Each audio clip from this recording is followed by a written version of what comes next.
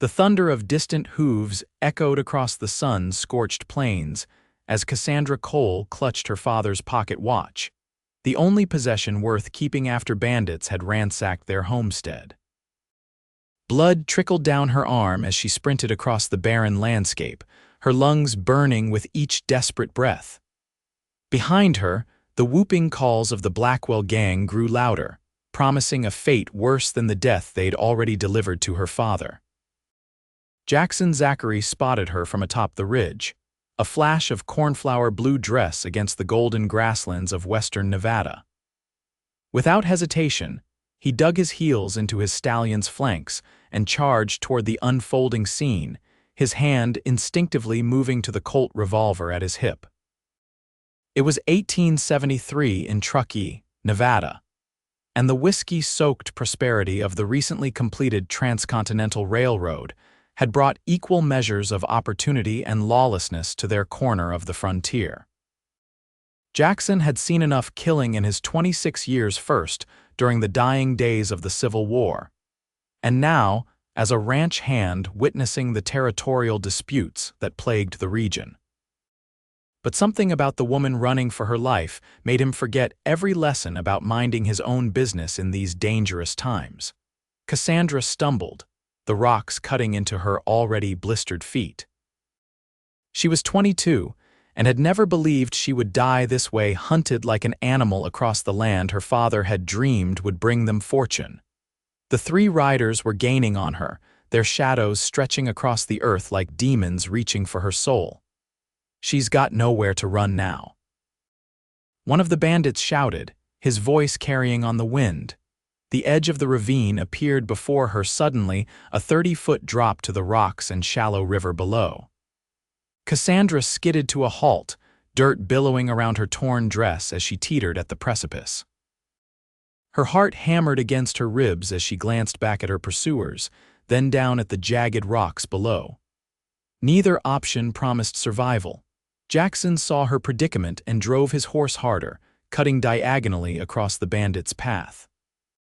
He drew his revolver and fired 2 warning shots into the air. "Leave her be," he roared, his deep voice carrying across the landscape. The bandits wheeled around, startled by the new arrival. Their leader, a man with a scar running from his left eye to his chin, sized up Jackson with a sneer. "This ain't your business, cowboy," he spat. "The lady's got something that belongs to us." Jackson kept his horse moving, positioning himself between Cassandra and her pursuers. "I'm making it my business." He leveled his gun at the scarred man. 3 against 1 woman doesn't seem sporting to me." The scarred man laughed, a hollow sound that held no humor. "Then how about 3 against 1 fool cowboy?" The first shot came without warning. Jackson felt the bullet whistle past his ear as he threw himself sideways in the saddle. His horse reared, whinnying in terror as the gunfight erupted. Jackson returned fire, his first shot catching one bandit in the shoulder, spinning the man from his saddle. Cassandra watched in horror and awe as the stranger engaged the bandits in a flurry of gunfire. Bullets kicked up dust around them, the sound of metal striking metal ringing out as one shot hit the scarred man's belt buckle. Jackson's horse danced beneath him, trained for the chaos of cattle drives but still nervous under direct fire. 2 bandits remained upright, circling like wolves. Jackson kept moving, never presenting an easy target. His second shot went wild, but his third caught another bandit in the leg, causing the man to curse violently. "Who the hell are you?" the scarred leader shouted, firing again and grazing Jackson's arm. Jackson didn't answer. He had just 1 bullet left and 2 enemies still capable of killing him. Making a split-second decision, he spurred his horse directly toward Cassandra, who stood frozen at the edge of the ravine. "Hold on," he shouted as he rode straight through the bandits' gunfire. A bullet tore through his hat, another ripped across his saddle. The scarred leader screamed in rage as Jackson reached Cassandra. Without slowing, he leaned from his saddle, strong arm outstretched. "Trust me." He called to her, their eyes meeting for an instant that somehow stretched into eternity. Cassandra saw something in those hazel eyes, a promise, perhaps, and as the earth began to crumble beneath her feet at the ravine's edge, she reached out and grasped his arm. Jackson's muscles strained as he swung her up behind him in one fluid motion. Seconds before the ground where she had stood gave way completely. Her arms instinctively wrapped around his waist as bullets continued to fly around them. "Hold tight," he commanded, wheeling his horse away from the ravine and charging toward the cover of a nearby pine grove. Cassandra pressed her face against his back, the scent of leather and gunpowder filling her senses as they galloped away from death. Behind them, the bandits shouted and fired a few more futile shots before the distance and trees swallowed the sound. Only when they were deep within the forest did Jackson slow his horse to a walk, the animal's sides heaving with exertion. The adrenaline that had carried them both began to ebb, leaving Jackson acutely aware of the woman's arms still wrapped tightly around him, her body trembling against his back. "You're safe now," he said softly, patting one of her hands with his own. "I'm Jackson Zachary. Most folks just call me Jax." Cassandra took a shuddering breath, reluctantly loosening her grip. "Cassandra Cole," she replied, her voice hoarse from running and fear. "But my father always called me Cassie." Jackson nodded, guiding his horse down a narrow deer trail. "What did those men want with you, Miss Cole?" Cassandra's fingers instinctively touched the pocket watch concealed in her dress. "They killed my father," she whispered, the words catching in her throat. "They came to our homestead looking for something. My father refused them and they—" She couldn't finish the sentence. Jackson's jaw tightened. "I'm sorry about your father," he said sincerely. "Where were you heading before they caught up to you?" "Truckee," she replied. "My aunt lives there. She's all the family I have left now." Jackson nodded thoughtfully. "That's fortunate. I'm headed there myself, delivering a message to the ranch owner I work for." He glanced over his shoulder at her. "You're hurt." Cassandra looked down at her arm where a bullet had grazed her during the chase. Now that the immediate danger had passed, the pain began to register. "It's nothing," she said, though the wound was beginning to throb mercilessly. Jackson guided his horse to a small stream. "We should clean that and rest a moment. Those men will think twice before following us, but we shouldn't linger too long." He dismounted and offered his hand to help Cassandra down. When her feet touched the ground, her knees buckled slightly from exhaustion and the aftershock of fear. Jackson caught her elbow, steadying her with gentle strength. "Thank you," she murmured, suddenly self-conscious of her appearance, dress torn and dirty, hair a wild tangle around her shoulders. Jackson merely nodded, leading his horse to drink from the stream before turning his attention to Cassandra's wound. He removed a clean handkerchief from his saddlebag and dampened it in the cool water. "May I?" he asked, gesturing to her arm. Cassandra nodded, extending her injured arm. His touch was unexpectedly gentle as he cleaned the wound, his brow furrowed in concentration. It was only now, in this moment of relative calm, that she truly saw him tall and broad-shouldered, with sun-darkened skin and those remarkable hazel eyes that seemed to shift between green and gold in the dappled light filtering through the trees. "What made you help me?" she asked suddenly. "You could have been killed." Jackson paused, considering her question. "My pa always said you can tell a lot about a man by what he does when no one's watching," he said finally. "But truth be told, I didn't think much at all. I just saw you running, saw those men chasing you, and—" He shrugged. "Some things a man just can't ride past." Cassandra studied his face, searching for deception or ulterior motive, finding none. "Well, Mr. Zachary, I'm grateful you didn't ride past."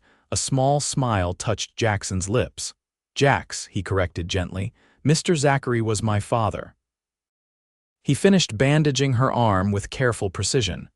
"It's not too deep. Should heal clean if we keep it covered." He stepped back, giving her space.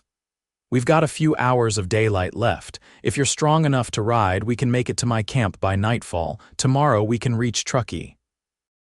Cassandra nodded, feeling strangely reluctant to end this moment of quiet connection. "I can ride," she assured him, squaring her shoulders despite her exhaustion. Jackson helped her back onto his horse, then mounted behind her, this time a more comfortable arrangement for the long ride ahead. As they set off through the forest, Cassandra found herself leaning back slightly against his chest, drawing comfort from his solid presence. They rode in companionable silence for a time, the rhythmic sound of hoofbeats and the occasional call of birds the only interruption. The late afternoon sun slanted through the trees, turning the world golden around them. "You mentioned delivering a message," Cassandra said eventually. "Are you a courier?" Jackson chuckled, the sound rumbling against her back. "No, madam. I work for the Silver Creek Ranch about 20 miles south of Truckee. Been there going on 3 years now. The owner, Mr. Phillips, had business in Carson City, and I'm to deliver word to his foreman about when he'll return." "A ranch hand, then," she said, no judgment in her tone. "Started as a stable hand, worked up to head wrangler," he replied. "Not the life I imagined as a boy, but it's honest work." Cassandra nodded. "My father was a dreamer. He brought us west from Pennsylvania after my mother died, convinced there was a fortune to be made." She sighed. "The land had other ideas, we scraped by barely." Jackson was quiet for a moment. "Dreams aren't so bad," he offered. "Just need to be tempered with a bit of reality now and then." "And what are your dreams, Mr. Jacks?" she asked, surprising herself with the personal question. He seemed equally surprised, taking time to answer. "Land of my own someday, I suppose. A small spread, nothing fancy. Enough cattle to turn a profit, a good horse or two." He paused. "A place that's mine, where no one can tell me to move on when the wind changes." The simple honesty of his answer touched something in Cassandra. It was the same yearning for permanence that had driven her father west, only Jackson's version seemed grounded in something attainable. As the sun began to set, they crested a small rise and Jackson pointed to a sheltered hollow below. "My camp," he explained. "Not much, but the fire pit's already dug and there's a small overhang for shelter if it rains." He helped her dismount when they reached the camp, his hands strong and sure at her waist. Cassandra felt a flutter of something unfamiliar as his hands lingered a moment longer than necessary, their eyes meeting briefly before he turned away to tend his horse. While Jackson unsaddled his mount and set up camp with the efficiency of a man accustomed to life on the trail, Cassandra gathered wood for the fire, determined not to be a helpless burden. Her arm ached, and exhaustion weighed on her like a physical thing, but the simple task gave her purpose. "You don't need to do that," Jackson said when he noticed her activities. "I want to help," she insisted. "I'm not made of porcelain, Mr. Zachary, despite today's events." A smile tugged at the corner of his mouth. "I can see that," he conceded, "and it's still Jack's." By the time darkness fell completely, they had a small fire crackling in the pit, and Jackson had produced a modest meal of jerky, hardtack, and coffee from his saddlebags. They sat close to the fire, the spring night carrying a chill that made the warmth welcome. "Tell me about your aunt in Truckee," Jackson said as they ate. "Will she take you in?" Cassandra nodded. "Aunt Martha was my mother's sister. She married a shopkeeper in Truckee 15 years ago. They have a dry goods store." She stared into the fire. "I haven't seen her since I was a girl, but we've exchanged letters. She'll help me, I'm sure." Jackson nodded thoughtfully. "Truckee's grown since the railroad came through. It's a proper town now with all the good and bad that brings. Your aunt's store likely does well." "And these men who attacked you, do you think they'll come looking in Truckee?" Cassandra's hand unconsciously moved to where the pocket watch was hidden. "I don't know," she admitted. "They seemed very determined." Jackson studied her face in the firelight. "What aren't you telling me, Miss Cole?" He asked gently. Cassandra hesitated, then slowly withdrew the pocket watch from its hiding place. The gold casing gleamed in the firelight as she opened it to reveal not just a timepiece, but a hidden compartment behind the watch face. "My father was a surveyor before we came west," she explained. "He had a talent for finding things other people missed." She carefully opened the hidden compartment and removed a small, folded piece of paper. 2 weeks ago, he discovered something while hunting in the mountains east of our homestead. He wouldn't tell me what exactly, but he was excited. More excited than I'd seen him since my mother died. She unfolded the paper to reveal a crudely drawn map.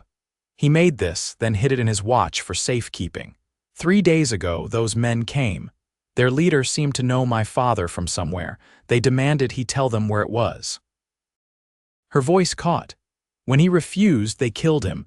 I grabbed the watch and ran while they were searching the house. Jackson studied the map, his brow furrowed. Gold? He asked quietly. I think so, Cassandra confirmed. There have been small strikes in those mountains before. Jackson handed the map back to her. That explains their persistence. Men have killed for far less than gold. Cassandra carefully refolded the map and returned it to the watch. My father died protecting this secret. I don't even know if I want what's on this map, but I couldn't let them have it. Not after what they did. A understandable sentiment, Jackson said. He added another piece of wood to the fire, sending sparks spiraling toward the star-filled sky.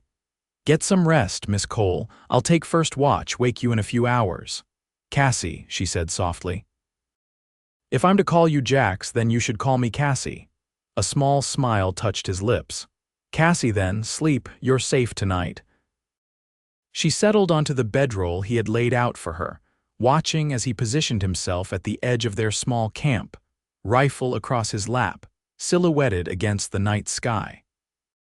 Despite the horrors of the day, despite her grief and uncertainty, Cassandra felt a curious peace settle over her as she drifted to sleep under Jackson Zachary's watchful gaze. The dream came without warning. Her father's face, contorted in pain as the scarred man's bullet struck him, his last words to her lost in the thunder of gunfire. Cassandra jerked awake with a strangled cry, disoriented in the darkness. Easy, Jackson's voice came from nearby, calm and steady. You're safe. Cassandra's breathing gradually slowed as reality reasserted itself. The fire had burned down to glowing embers, casting just enough light for her to make out Jackson's form sitting nearby. I'm sorry, she whispered. Bad dream. No need to apologize, he replied. I know something about those. Cassandra sat up, drawing her knees to her chest. Sleep now seemed impossible, the images from her dream too vivid. War dreams, she asked, remembering he had mentioned the Civil War. Jackson was quiet for so long she thought he might not answer. Sometimes, he finally admitted. But more often it's memories of my family. They died of fever when I was 16. I was away working at a neighbor's farm when it happened. His voice remained steady, but Cassandra sensed the old pain beneath the words. Sometimes I dream I'm riding home and I already know what I'll find, but I can't make the horse go any faster. I'm sorry, Cassandra said softly, understanding now why he had been so quick to help a stranger in trouble. He knew what it meant to be alone in the world. Jackson added another log to the fire, stirring it back to life. It was a long time ago, he said, though they both knew time didn't necessarily heal such wound, it just taught you to carry them differently. They sat in companionable silence as the fire crackled between them, two survivors finding unexpected comfort in shared grief. My mother used to say that stars are windows through which those we've lost look down on us, Cassandra said, gazing up at the brilliant canopy above. I never found much comfort in the idea before, but tonight, she trailed off, unable to articulate how differently the night sky appeared now. My father said they were campfires, Jackson offered with a slight smile. Said every star was a traveler taking their rest, and that we shouldn't feel alone on the trail because the sky was full of fellow journeyers. He chuckled softly. Pa had a way with words when he wanted. Cassandra smiled, the first genuine smile since the attack. I think I would have liked your father. He would have liked you, Jackson replied, a certainty in his voice that made her heart flutter oddly. Dawn was still hours away, but neither suggested returning to sleep. Instead, they talked quietly by the rekindled fire, not of death or loss, but of simple things. Jackson told her about breaking wild horses, about the satisfaction of watching the sunset from atop a ridge after a long day's work.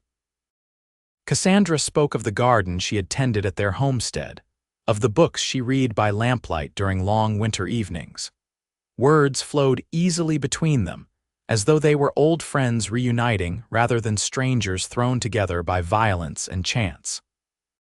By the time the eastern sky began to lighten, Cassandra realized she had shared more of herself with this quiet cowboy than she had with anyone in years. When morning came in earnest, bringing with it birdsong and dew-sparkled grass, they broke camp efficiently and continued their journey toward Truckee.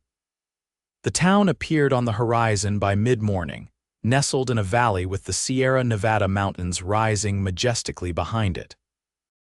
Truckee had grown significantly since the railroad's completion, transforming from a simple way station to a bustling frontier town.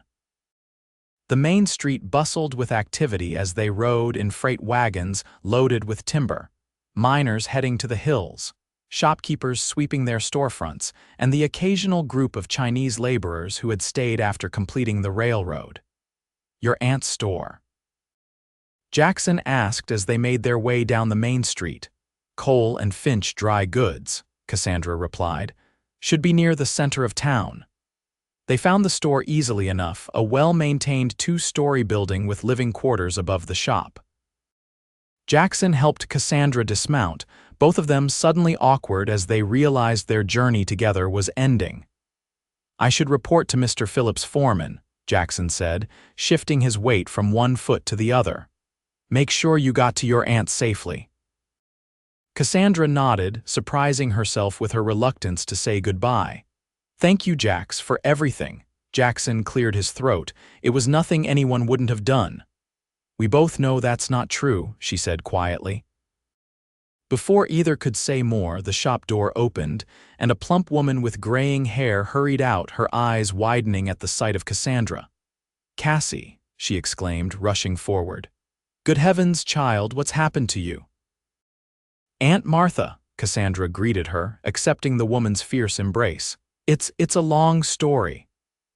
Martha Cole Finch held her niece at arm's length, taking in her disheveled appearance, the bandaged arm, and the exhaustion evident in her face.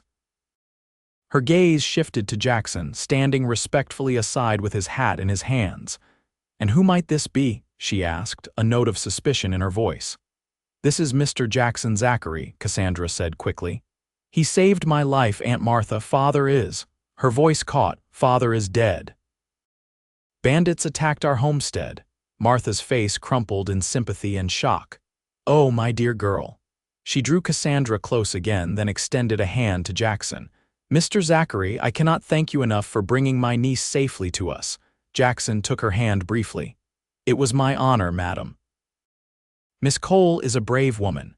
Martha nodded, then glanced up and down the street with sudden wariness. "Come inside, both of you. Whatever has happened, it's best discussed away from curious ears."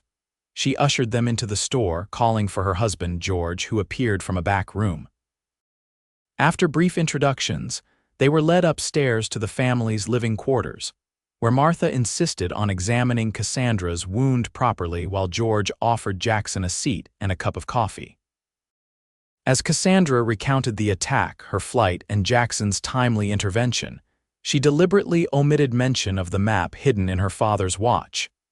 Something held her back, not distrust of her aunt and uncle, but an instinct that the fewer people who knew, the safer everyone would be. "Those awful Blackwell brothers," George muttered when she described the bandits. "They've been terrorizing homesteads up and down the eastern Sierra for months now. Sheriff can't seem to catch them." "Blackwell?" Jackson asked sharply. "The man with the scar that was Sela's Blackwell?" George nodded grimly. "Him and his brothers, Wade and Ezra, mean as snakes, the lot of them, used to work the mines until Sela's killed a man in a card game. Been outlaws ever since." Martha finished rebandaging Cassandra's arm with a clean dressing. "You'll stay with us, of course," she said firmly. "We've plenty of room, and the store can always use another pair of hands if you're willing." "Thank you," Cassandra said, relief washing over her. Despite the years and distance, her aunt's kindness felt like coming home. Jackson stood, setting his empty coffee cup aside. I should take my leave. Mr. Phillips' foreman will be expecting me. He hesitated, looking at Cassandra. Miss Cole, I'm glad you're with family now. Cassandra felt a strange hollowness at his words of departure. Thank you again, Mr. Zachary. I owe you a debt I can never repay. George Finch cleared his throat. Nonsense, young man. You must stay for dinner at least. It's the least we can do. Jackson looked about to refuse, but something in Cassandra's expression made him pause. That's very kind of you, sir. I'll need to see to my business first, but I would be honored to join you this evening. Martha beamed. Wonderful. 7 o'clock sharp, Mr. Zachary. As Jackson took his leave, Cassandra followed him to the top of the stairs, wanting a moment alone. Will you really come back? She asked quietly. Jackson's eyes met hers, something unspoken passing between them. Yes, he said simply. I'll be back. The day passed in a blur for Cassandra. After a proper bath and change of clothes, her aunt had kept some of her own daughter's dresses from before she'd married and moved to San Francisco. She found herself helping in the store almost automatically, grateful for the distraction from her grief and the lingering fear of the Blackwell gang. The familiar rhythms of retail work soothed her, measuring fabric, weighing sugar and coffee, recording purchases in the ledger. It wasn't so different from helping her father with his surveying calculations, a thought that brought both pain and comfort. As evening approached, however, Cassandra found herself increasingly distracted, her eyes drifting to the door whenever the bell jingled to announce a customer. At 6:30, she excused herself to help Martha with dinner preparations, but in truth, she needed a moment to collect herself. He's a handsome one, your rescuer, Martha commented as they worked side by side in the kitchen. Cassandra felt heat rise to her cheeks. He was very kind. Martha gave her a knowing look but didn't press further. George says he has a good reputation at the Silver Creek Ranch. Honest, hardworking. She paused. Not many men would have risked themselves for a stranger the way he did for you. Before Cassandra could formulate a response, the shop bell rang and George's voice carried up from below, greeting Jackson. Her heart quickened inexplicably as she smoothed her borrowed dress, a simple blue calico that was nevertheless finer than anything she'd worn in years. Jackson appeared in the doorway to the kitchen, hat in hand, looking transformed from the trail-worn cowboy of yesterday. He'd clearly visited the barber, his dark hair neatly trimmed, face clean-shaven. He wore a clean shirt under his vest and his boots had been polished. Miss Cole, he greeted her, a smile touching his lips. You're looking well. As are you, Mr. Zachary, she replied, suddenly shy under her aunt's watchful gaze. Dinner was a pleasant affair, with George keeping the conversation flowing easily. They learned that Jackson had come west from Tennessee after the war, working his way across the country from ranch to ranch, until settling in Nevada 3 years prior. He spoke with obvious respect of his employer, Mr. Phillips, who had been one of the few ranchers willing to hire a former Union soldier in a territory with Confederate sympathies. And your business with the foreman? George inquired. All settled, Jackson nodded. Mr. Phillips will be returning from Carson City in a week. I've delivered my message and am free to return to my regular duties. He hesitated. Though I've asked for a few days' leave first, the foreman granted it given the circumstances. Oh, Martha raised an eyebrow. And what will you do with this unexpected freedom, Mr. Zachary? Jackson's gaze shifted to Cassandra.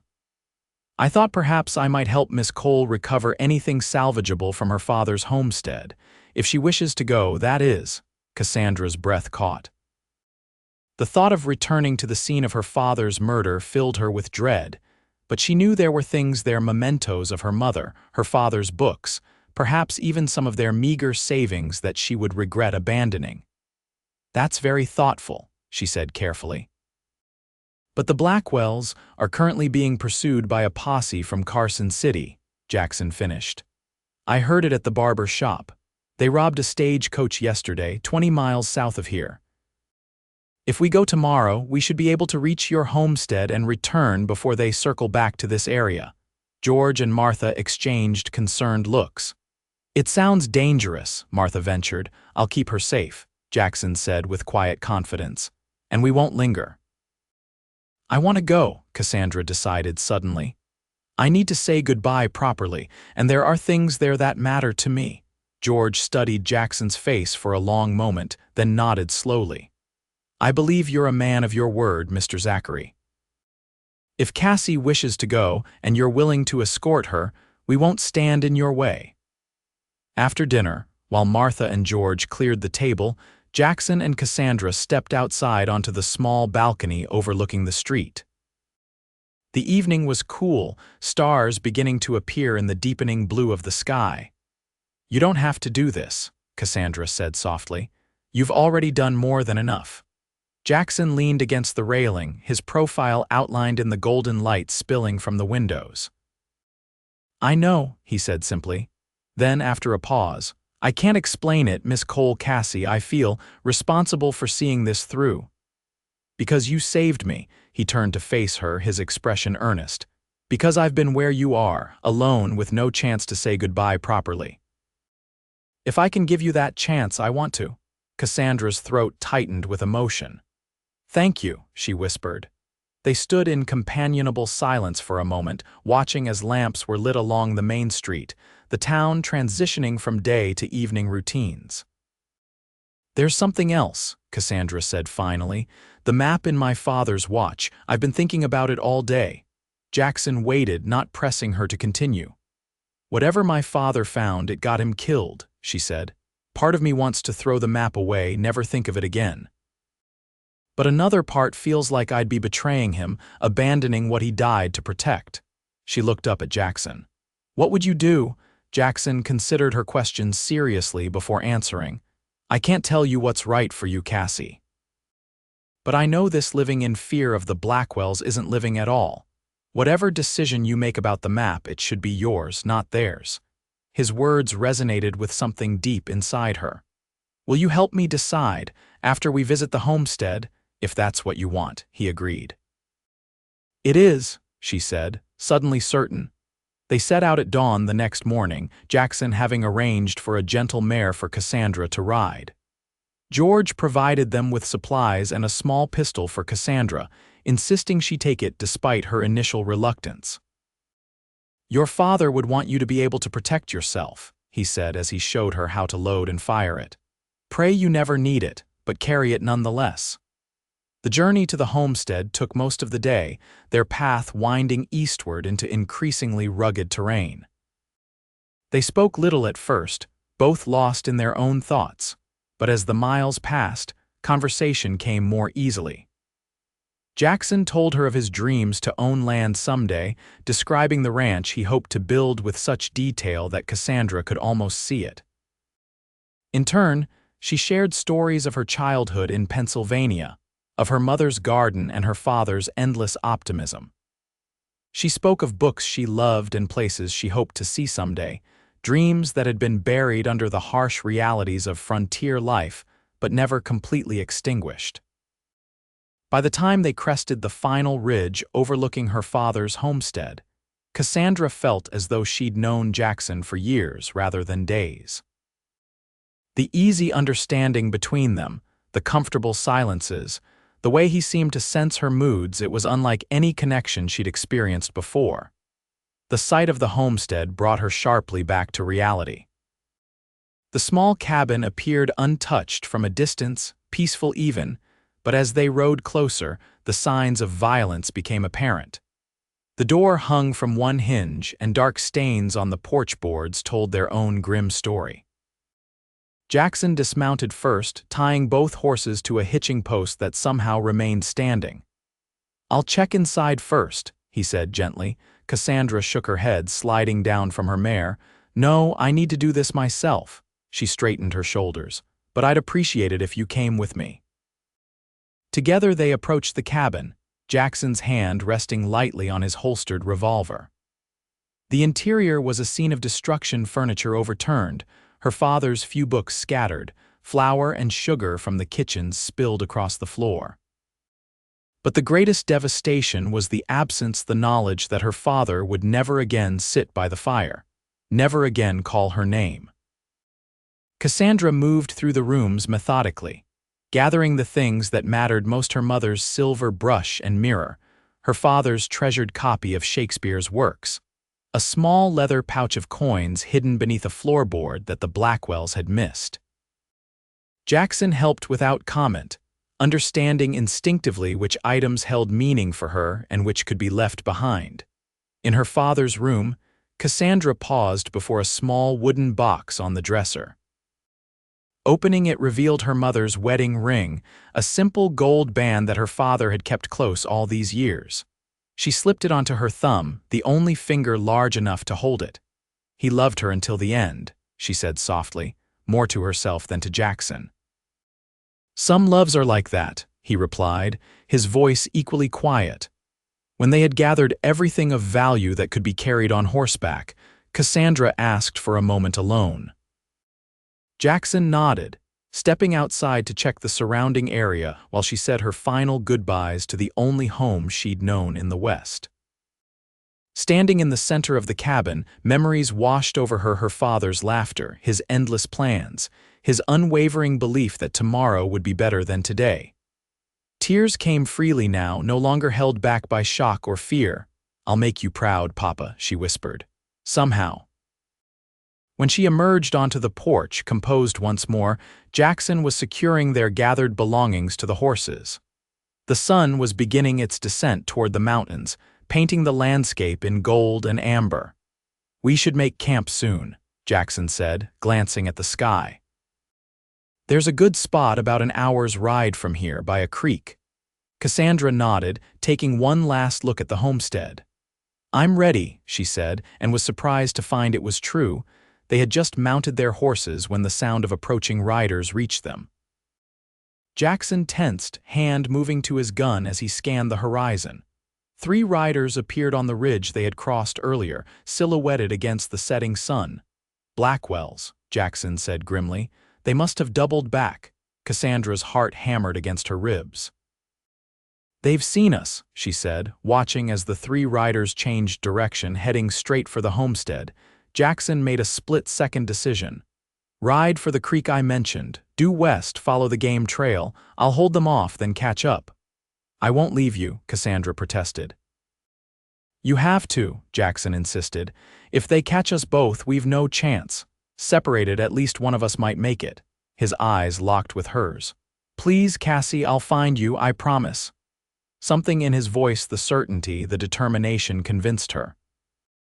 With a nod, she turned her mare west and kicked her into motion, galloping away from the homestead as Jackson positioned himself between her and the approaching outlaws. The sound of gunfire erupted behind her as she rode, each shot a physical pain in her heart. She wanted desperately to turn back to help somehow, but she knew Jackson was right. Her presence would only endanger them both. So she rode on, following the game trail as instructed, praying that Jackson would keep his promise to find her. The creek appeared just as sunset gave way to dusk, a silvery ribbon winding through a small clearing surrounded by pines. Cassandra dismounted, leading her tired mare to drink while she listened intently for the sound of pursuit. The forest was quiet save for the gentle gurgle of water and the occasional call of a night bird. As full darkness descended, worry gnawed at her. Had Jackson escaped? Was he injured or worse? She considered backtracking but realized she might miss him in the darkness or worse, run straight into the Blackwells. Building a small, sheltered fire as Jackson had shown her the previous night, Cassandra settled in to wait. The pistol George had given her close at hand. Hours passed with excruciating slowness, each sound in the darkness causing her to start. It was well past midnight when she heard the distinctive sound of a horse moving carefully through underbrush. Cassandra doused the fire immediately and took position behind a large boulder, pistol aimed at the direction of the sound. "Cassie," Jackson's voice, low and cautious, reached her. "It's me." Relief flooded through her as she emerged from hiding. "Jax, thank God." He appeared at the edge of the clearing, leading his horse, his silhouette unmistakable even in the darkness. As he came closer, moonlight revealed a bloody bandage wrapped around his left thigh. "You're hurt," she gasped, rushing to his side. Jackson grimaced as he lowered himself to the ground. "Bullet grazed me. It looks worse than it is." Cassandra rekindled the fire, then helped him remove the makeshift bandage to examine the wound. The bullet had indeed only grazed him, but the cut was deep enough to need proper cleaning and bandaging. "What happened?" she asked as she worked, grateful for her aunt's insistence that she pack medical supplies. "I led them on a chase in the opposite direction," Jackson explained, wincing as she cleaned the wound with water from the creek. "Managed to wound one of them, the younger brother, I think, before I lost them in a narrow canyon. Doubled back through the hills to find you." Cassandra tied off the fresh bandage, her hands lingering on his leg. "You could have been killed." Jackson covered her hand with his own. "Worth the risk," he said simply. Their eyes met in the firelight, and something shifted between them, a recognition, perhaps, of feelings that had been growing since that first desperate moment at the ravine's edge. Cassandra felt herself leaning forward slightly, drawn by an invisible force. Jackson's hand moved to cup her cheek, his touch gentle as a whisper. "Cassie," he murmured, his voice rough with emotion. The crack of a twig breaking nearby shattered the moment. Jackson reacted instantly, pushing Cassandra behind him as he drew his revolver. "Well, ain't this touching?" came a drawling voice from the darkness. Silas Blackwell stepped into the edge of the firelight, his scarred face twisted in a cruel smile. His rifle was aimed steadily at Jackson's chest. "The hero Cowboy and his damsel been tracking you for hours." "Where are your brothers?" Jackson asked, his own gun not wavering. "Wade's nursing a bullet in his shoulder thanks to you," Blackwell spat. "Ezra's circling around behind you," he gestured with his rifle. "Now, throw that gun aside, Cowboy, or I put a hole through you right here." Jackson didn't move. "What do you want, Blackwell?" "You know damn well what I want," the outlaw snarled. "The map. Cole found gold in them hills, and that map's gonna lead me right to it." "There is no map," Cassandra said, her voice steadier than she felt. "My father was a dreamer, not a prospector." Blackwell's eyes narrowed. "You're lying. I saw him marking it, drawing it all careful-like." He took a step forward. "Now I'm gonna count to 3 and then I start shooting." 1, Jackson's finger tightened on the trigger. 2, Cassandra's hand closed around the pistol in her pocket. A gunshot exploded through the clearing, but it came from neither Jackson nor Blackwell. From the trees behind them, Ezra Blackwell toppled forward with a grunt, a red stain spreading across his chest. Behind him stood Sheriff Thomas Bennett of Truckee, rifle still raised. "Drop it, Silas," the sheriff ordered. "It's over." Silas Blackwell's face contorted with rage and disbelief. With a howl of fury, he swung his rifle toward the sheriff. 3 shots rang out simultaneously, one from the sheriff, one from Jackson, and one from the small pistol Cassandra had pulled from her pocket. Blackwell crumpled to the ground, dead before he hit the earth. In the ringing silence that followed, Cassandra's hands began to tremble violently. Jackson gently took the pistol from her grasp, then pulled her against his chest as the shock hit her in full force. Sheriff Bennett approached cautiously, accompanied by 2 deputies who emerged from the trees. "Miss Cole, Mr. Zachary, you folks all right?" Jackson nodded, still holding Cassandra close. "How did you find us, Sheriff?" "Your uncle," Bennett replied, addressing Cassandra. "Got worried when he heard the Blackwells might be heading back this way. Asked me to follow, make sure you got back safe." He glanced at the body of Silas Blackwell. "Looks like I arrived just in time." "Wade Blackwell's still out there," Jackson warned. "Wounded but dangerous." Bennett nodded grimly. "We'll find him. Meanwhile, you 2 should head back to town at first light. It's not safe out here." They spent the remainder of the night at their camp, the sheriff and his deputies keeping watch nearby. Dawn came with a pale, misty light filtering through the trees, bringing with it a sense of unreality. Had it really been only 3 days since Jackson had saved her at the ravine's edge? It felt like a lifetime. As they prepared to return to Truckee, Cassandra took the pocket watch from its hiding place and approached Jackson, who was saddling their horses. "I've made my decision," she said quietly, opening the watch to reveal the map. "Whatever my father found, it's not worth more bloodshed." Before Jackson could respond, she tore the map into tiny pieces, letting them scatter in the morning breeze. Some secrets should remain buried.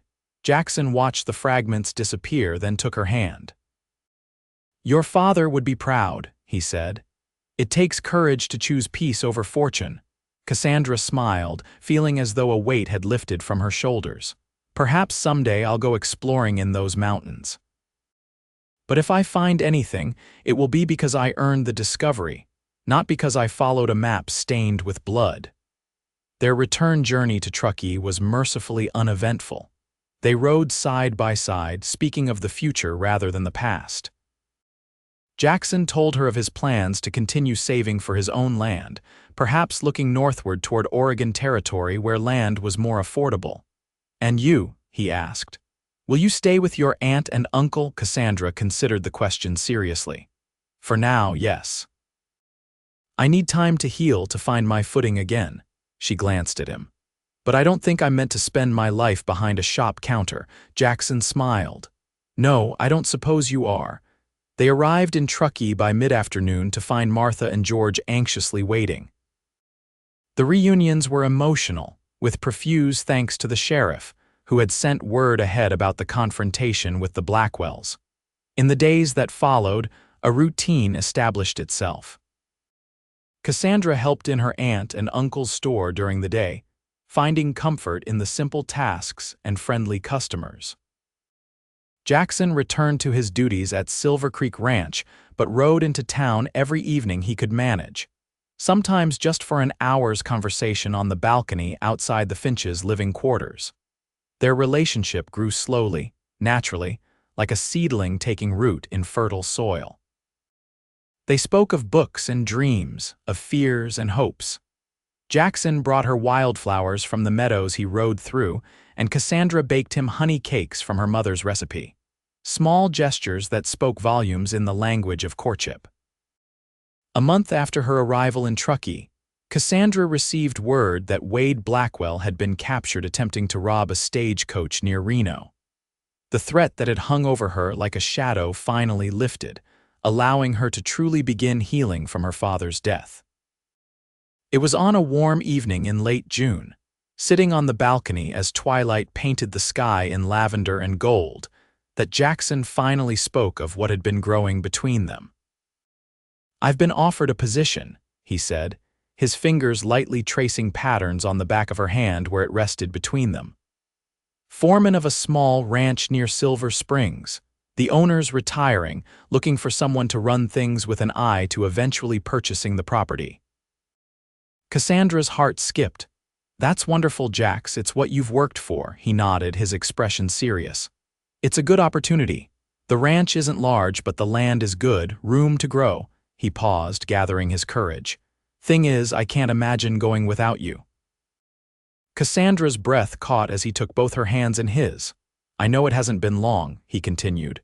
"Maybe this is too soon, but life out here has taught me not to waste time when something matters." His eyes held hers, sincere and vulnerable. "And you matter to me, Cassie. More than I can properly say." "Jax," she whispered, emotion making her voice unsteady. "I'm not asking for promises right now," he hurried on. "Just, would you consider visiting Silver Springs with me, see the ranch, see if it might be something you could imagine sharing someday?" Cassandra looked into his face, this man who had risked his life for her when she was a stranger, who had helped her bury her father and face her fears, who brought her wildflowers and listened to her dreams as though they were precious things. "I don't need to see the ranch," she said softly. "Though I'd like to very much, but wherever you go, Jax, that's where I want to be."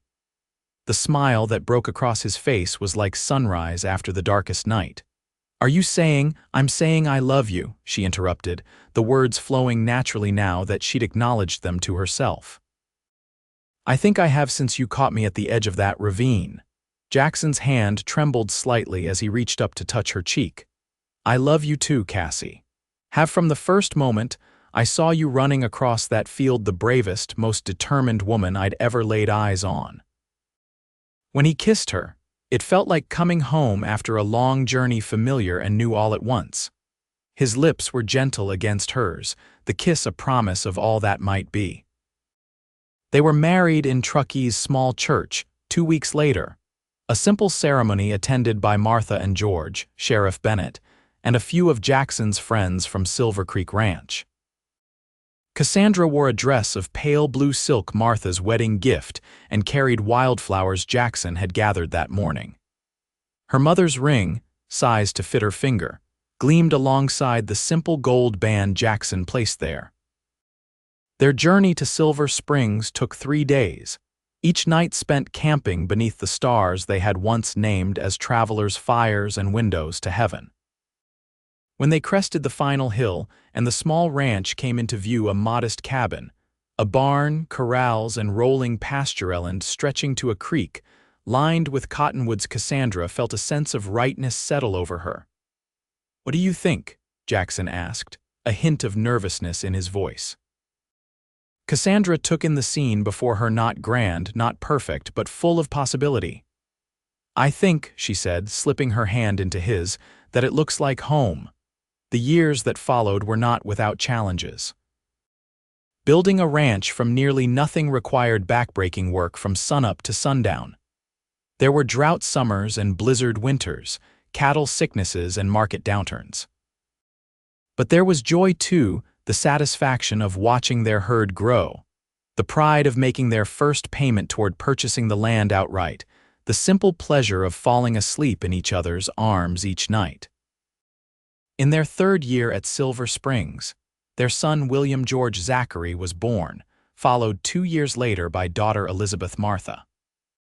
Jackson proved to be as gentle and patient a father as he was a husband, teaching the children to ride almost as soon as they could walk, reading to them from the same Shakespeare collection that had once belonged to Cassandra's father.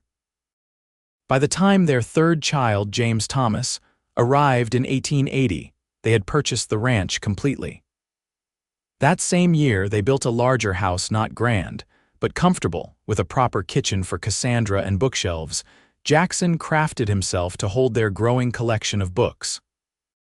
On the 10th anniversary of their first meeting, Jackson surprised Cassandra with a special gift, a silver locket containing a tiny painted landscape of the ravine where he had caught her all those years ago. "To remember where our story began," he said as he fastened it around her neck. Cassandra touched it gently, thinking of all that had followed from that moment of desperation and courage. "Sometimes I think about what might have happened if you hadn't been riding that ridge that day." Jackson shook his head, drawing her close. "I don't believe that was chance, Cassie. Some things are meant to be, no matter what path you take to get there."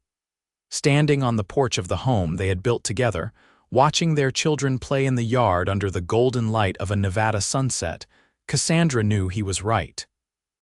From tragedy had come joy, from danger had come safety, from a desperate flight had come the greatest love she could have imagined.